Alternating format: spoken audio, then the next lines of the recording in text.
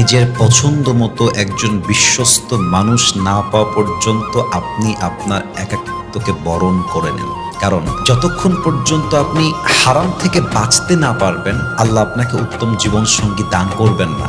আর মাথায় রাখবেন, তাড়াহুড়োতে পাওয়া বেঈমান বিশ্বাসঘাতক জীবনসঙ্গীর চাইতে অনেক দেরিতে পাওয়া একজন বিশ্বস্ত জীবনসঙ্গী হাজার গুণ বেশি উত্তম। ঠিক কিনা বলেন?